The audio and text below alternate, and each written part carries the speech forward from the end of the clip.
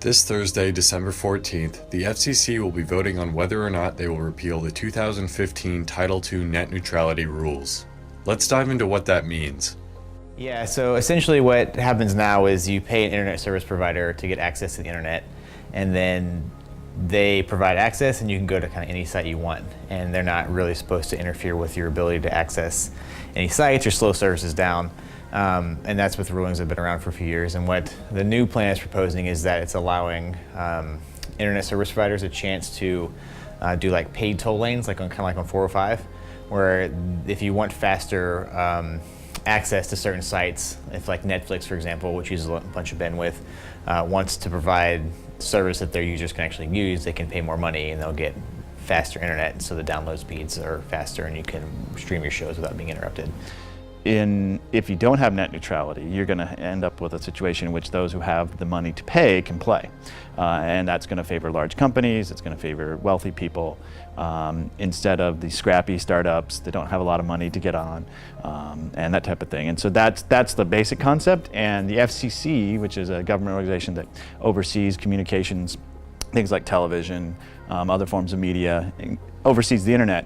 And the idea of net neutrality is that they should pass legislation or rules that govern the internet that protect that net neutrality, because that net neutrality allows for innovation and allows also users to have access to just so many different resources and things like that. This vote will affect the shape of the internet in the upcoming years, changing how internet service providers operate. But more importantly, how will it affect you? I don't think anybody this year would be affected too much by it, but you could end up paying higher rates for services you're already paying for, like Netflix or Amazon Prime or whatnot.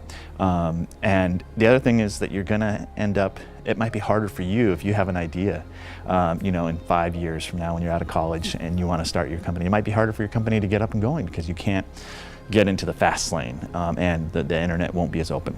If you're a small business and you're competing with a larger business, if they can afford to pay for faster internet, then their websites, which is what a lot of businesses have done now, and their services could be provided faster. Maybe you can't afford that as a small business or a startup. So it could, again, I'm speculating, but it could have an impact on the ability of small businesses to function on the internet if their site doesn't load fast enough, for example. Like, well, I'm not waiting around for this site to load, I'm going to go to this other site that works faster. You're really going to take what's been amazing about the internet is all of the innovation and the effect on our lives that has happened. It has changed the way in which we live, the way in which we access information, the way in which we're educated.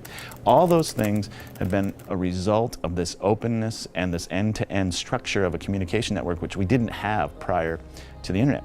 And so all of that is going to disappear, and it will probably sadly disappear over time, like slowly. It's not going to be like next month you're not going to be able to get into Wikipedia or something like that. It's going to take a lot of time, and the sad part is that people will kind of slowly miss that stuff and won't realize what's been lost.